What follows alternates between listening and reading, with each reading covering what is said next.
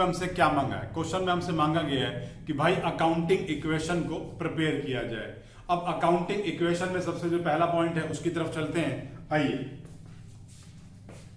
सबसे पहले लिखा है स्टार्टेड बिजनेस विद कैश 1,20,000।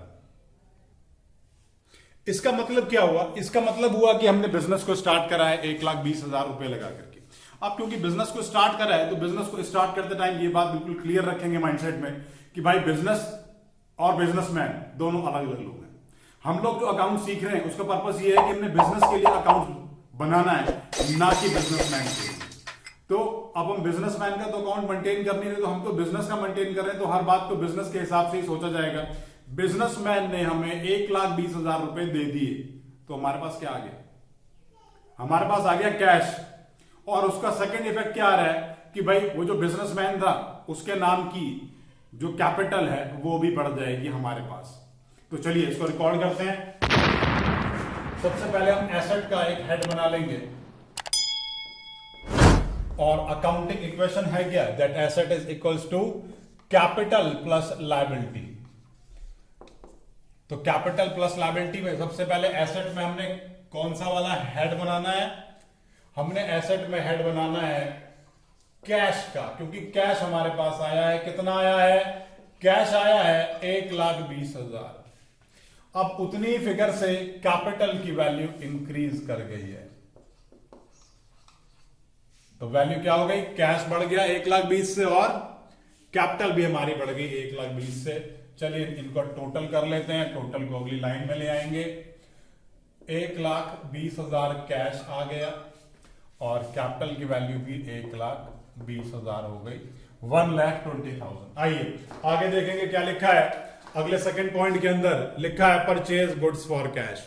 अब क्या करा हमने गुड्स परचेज कर लिए। कितने के करे हैं? 10,000 रुपए के करे हैं। अब गुड्स को अगर हमने कैश में परचेज किया तो उसका फर्क क्या पड़ेगा? एक तो कैश कम हो जाएगा क्योंकि आपने उससे गुड्स परचेज कर लिए। दूसरा फर्क क्या पड़ेगा?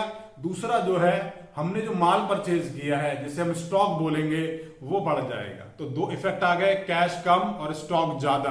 चलिए अब क्योंकि कैश में तो हमने कर दिया 10,000 कम और स्टॉक का अब तक हमने हेड बनाया ही नहीं है, तो उस हेड को बना लेते हैं एसेट साइड के अंदर। तो स्टॉक की वैल्यू कितनी हो गई? स्टॉक की वैल्यू हो गई 10।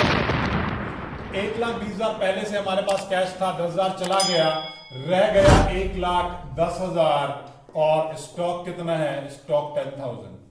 चलिए एसेट तो हमने पूरा कर दिया, लायबिलिटी साइड में कोई वैल्यू में चेंज नहीं, तो एज इट इज ऊपर से मैंने कॉपी कर लिया। चलिए आगे बढ़ते हैं, देखें थर्ड पॉइंट में क्या लिखा है। थर्ड पॉइंट में लिखा है rent received ₹5,000। Rent received ₹5,000।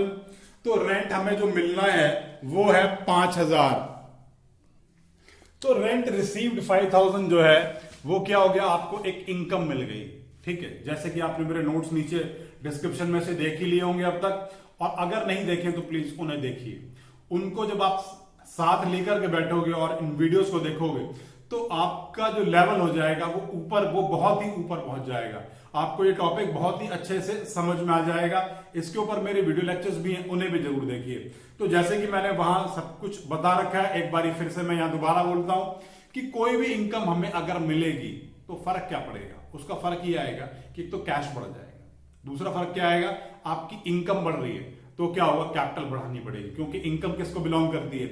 Income जो भी कुछ बिजनेस कमाएगा वो बिजनेसमैन को बिलोंग करेगा। तो ये दोनों चीजें मैं बढ़ा लेता हूं।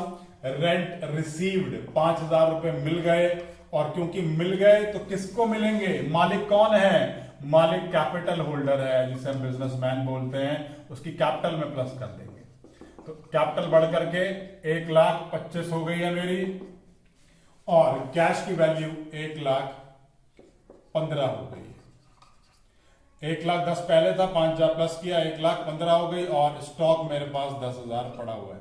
यहां पर एक बात समझने वाली है, क्योंकि हम टॉपिक अकाउंटिंग इक्वेशन का पढ़ रहे हैं, तो अगर आप थोड़ा सा भी ध्यान से देखेंगे कि ये टोटल कितना आ रहा है, ये सब 1,25,000 आ रहा है, ये कितना आ रहा है, इन दोनों को जोड़कर भी 1,25,000 आ रहा है। इसका मतलब है कि अकाउंटिंग इक्वेशन आप किसी भी पॉइंट पर देखोगे तो हमेशा इक्वल मिलेगी, हमेशा बराबर मिलेगी।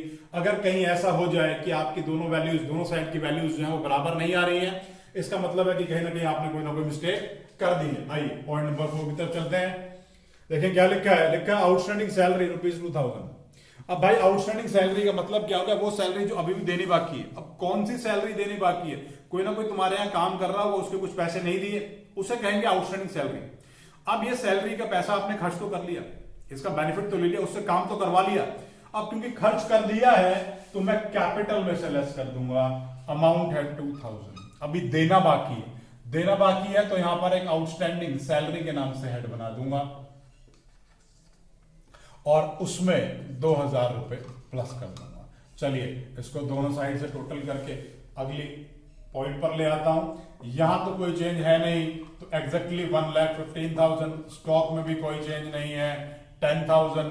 यहां पर वैल्यू रिड्यूस हो गई है तो 1,23,000 और यहां पे आउटस्टैंडिंग सैलरी के नाम से एक नया हेड आ गया 2000। चलिए अगले ट्रांजैक्शन की तरफ चलेंगे, देखेंगे पॉइंट नंबर 5 में क्या लिखा है। Sold goods for cash. आपने कितने का माल बेच दिया, आपने बेचा है, कॉस्टिंग है 5,000 और बेचा है 7,000 में। 5,000 का माल आपने कैसे बेच दिया, 7 में बेच दिया। 5 का माल अगर 7 में बेचेंगे तो भाई 2,000 का प्रॉफिट हो जाएगा। और पैसे कितने मिलेंगे, पैसे मिलेंगे 7,000। माल कितने का जाएगा, माल जाएगा 5,000 का। चलिए इन सब बातों को रिकॉर्ड कर देता हूं। सबसे पहले तो कैश कितना मिला, कैश 5,000 का माल आपने 7,000 में बेचा है तो पैसे भी 7,000 ही आएंगे। पहली बात तो कैश में जोड़ दिया मैंने 7,000। दूसरी बात कि माल आपने कितने का बेचा है, माल बेचा है 5,000 का। जितने का आपने माल बेच दिया उतने की वैल्यू कम हो जाएगी, उतने की वैल्यू मैंने कम कर दी। प्लस में जो कैश में वैल्यू जोड़ी थी मैंने 1,22,000, वो भी कर दी 1,22,000। प्लस में 5 का माल अगर 7 में बेचोगे, 5 का माल आप 7,000 में बेचोगे तो 2,000 का प्रॉफिट हो जाएगा। और प्रॉफिट किसका, बिजनेसमैन का। तो मैंने प्रॉफिट को बिजनेसमैन के टोटल में, जिसे हम कैपिटल बोलते हैं, उसे प्लस कर दिया। प्लस 2,000 यहां पर आउटस्टैंडिंग सैलरी है। चलिए आगे चलते हैं, लास्ट पॉइंट की तरफ चलेंगे। Goods destroyed by fire. यहां क्या हो गया, यहां आपका जो है, जो आपने जो स्टॉक परचेज किया था, आपने जो गुड्स परचेज किए थे, उनमें आग लग गई है। अगर उनमें आग लग गई है तो उनका आपको नुकसान हो जाएगा। एक तो स्टॉक कम हो जाएगा, भाई 500 का माल जल गया तो माल कम हो गया ना। दूसरा नुकसान किसका, खर्चे किसके, बिजनेसमैन के। अब बिजनेसमैन के तो हम कैपिटल में से लेस कर देंगे सीधा सीधा। तो चलिए कैपिटल में से लेस कर देता हूं 500 रुपए को, क्योंकि नुकसान हो गया है, लॉस हो गया है। दूसरा क्या है भाई, स्टॉक भी तो कम हो गया। तो स्टॉक कम हो गया तो 500 रुपए स्टॉक में से कम कर दिए, यहां वैल्यू रह गई 4,500। और यहां पर 1,22,000 कैश का टोटल है, यहां पर 1,24,500 और यहां पर 2,000। चलिए दोनों साइड का टोटल कर लेते हैं। 1,24,500, 1,24,500 प्लस दिस 1,26,500 और 1,22,000 प्लस 4,500, वैल्यू हो गई 1,26,500।